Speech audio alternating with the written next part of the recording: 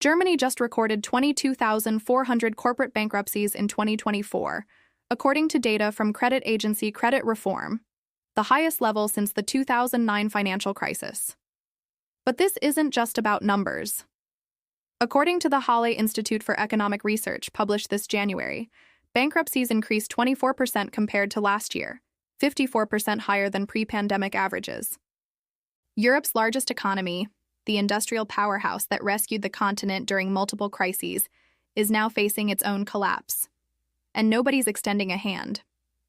Over the next 15 minutes, I'll reveal the hidden structural forces destroying German industry, show you the 4 critical mistakes that accelerated this crisis, explain why the automotive sector lost 45,000 jobs in a single year, and analyze whether this represents a temporary recession or the beginning of permanent deindustrialization. Let's start with the scale of the crisis. According to the Federal Statistical Office, Germany recorded 16,222 corporate insolvencies in just the first 3 quarters of 2024, 22.2% higher than the same period in 2023. The last time Germany saw numbers this severe was 2016. But this time, the trajectory is accelerating, not stabilizing.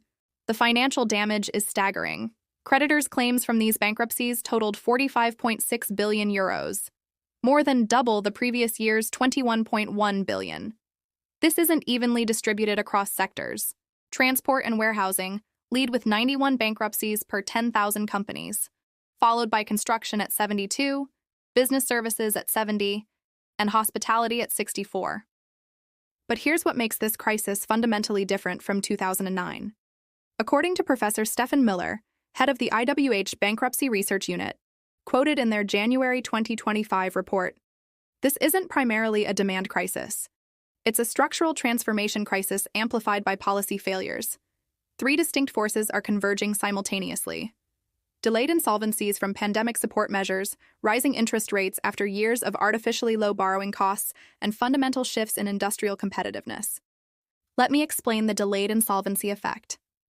During the COVID pandemic, the German government suspended normal insolvency rules, provided massive subsidies, and enabled short-time work programs that kept struggling companies alive. Many of these firms were already structurally weak before the pandemic. They were essentially on life support for 3 years. Now that support has ended, and according to Miller's analysis, we're seeing a catch-up wave of bankruptcies that should have occurred between 2020 and 2022. The second force is the interest rate shock. From 2015 through mid-2022, the European Central Bank maintained near zero or negative interest rates. Companies borrowed heavily because money was essentially free. But since mid-2022, rates have climbed back to pre-financial crisis levels.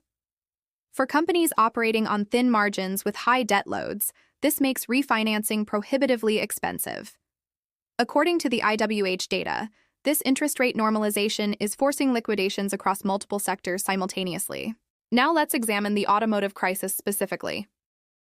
According to a study by audit firm EY published in January 2025, the German automotive and supplier industry shed 19,000 jobs in 2024 alone, bringing total employment down to 761,000 people, the lowest figure since 2013.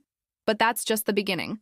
The German Association of the Automotive Industry, the VDA, published research in October 2024, projecting that 190,000 jobs could disappear by 2035, and 1/4 of those losses have already materialized. Why is automotive collapsing so rapidly?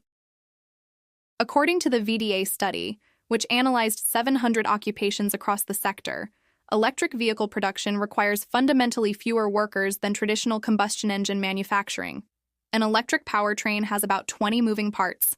A combustion engine has over 2,000. This isn't temporary disruption, it's permanent structural change. Jobs in metal fabrication, engine assembly, transmission production, these aren't being replaced, they're being eliminated.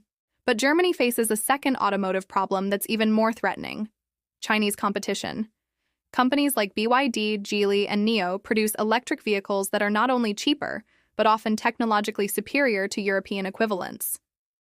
According to industry data cited by Euronews in October 2024, Chinese manufacturers are now building production facilities inside Europe. BYD opened a massive plant in Hungary. Chery is assembling vehicles in Barcelona.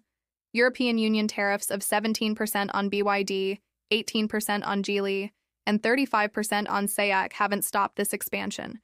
China is simply moving production inside the tariff walls. Here's the critical policy failure. Germany shut down its nuclear power plants while simultaneously becoming dependent on expensive imported electricity.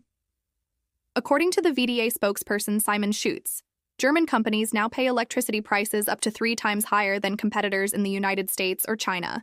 For energy-intensive manufacturing, steel, chemicals, automotive, this price differential makes German production economically unviable. Companies aren't failing because of poor management. They're failing because the cost structure makes profitability impossible. The post-Merkel political vacuum accelerated these problems. Angela Merkel, love her or hate her, provided policy continuity and clear direction for 16 years.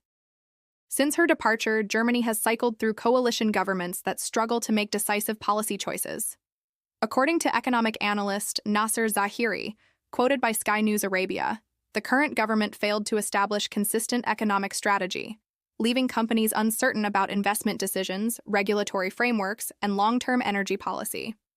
Then came the Ukraine war and the gas crisis. Germany built its industrial model on cheap Russian natural gas. Decades of infrastructure investment, supply contracts, strategic relationships.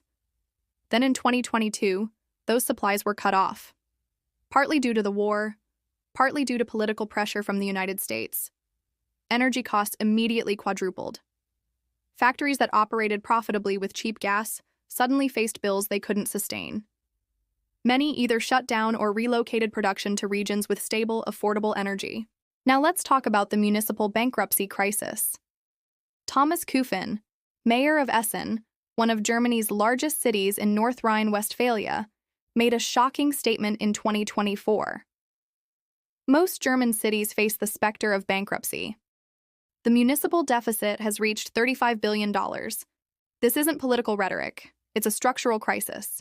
German municipalities are responsible for education, infrastructure, transportation, social services, healthcare, and emergency management. But their revenues have collapsed while their obligations have expanded. Why are cities specifically under pressure? According to Kufen's analysis, 3 factors converge.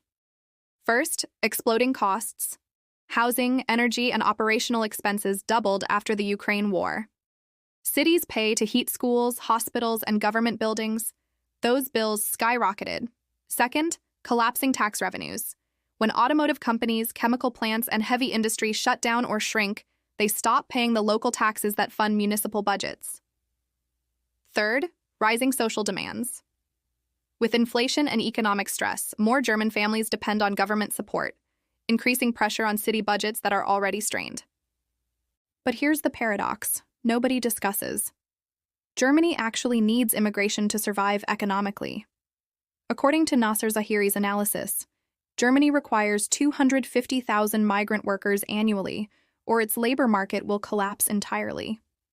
The German population is aging rapidly. Birth rates are low, retirees are increasing. Companies need more workers than German society can provide.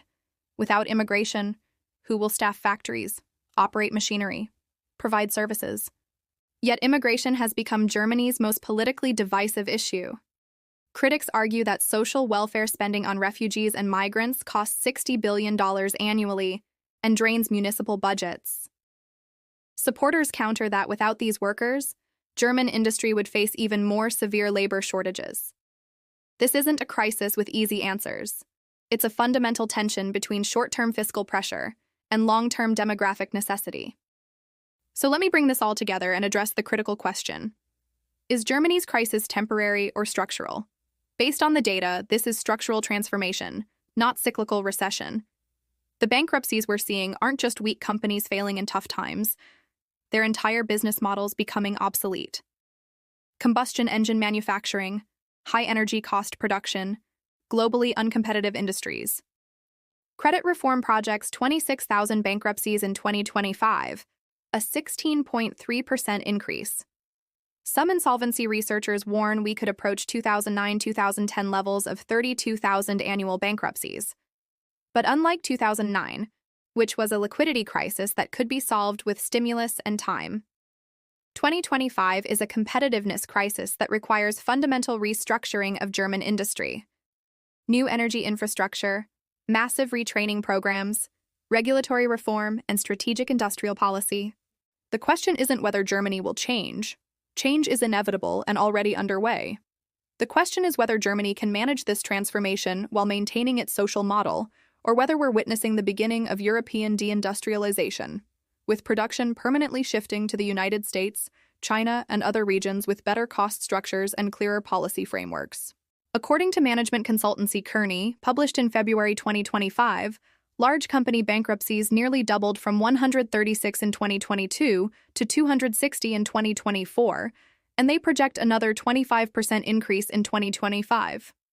This isn't just about saving individual companies. It's about whether Germany can reinvent its economic model for a world where cheap Russian gas is gone, Chinese manufacturing dominates, and energy costs determine industrial location. So here's my question for you, and I genuinely want your perspective in the comments. Do you see Germany successfully navigating this transformation? Or are we watching permanent European industrial decline? Is this a crisis that creates opportunities or the end of an era? What would you do if you were advising German policymakers? Let me know your analysis below. And if you found this breakdown valuable, hit that subscribe button. We're building a community of people who understand what's really driving global economic change. Your support helps us continue this level of research. Thanks for watching.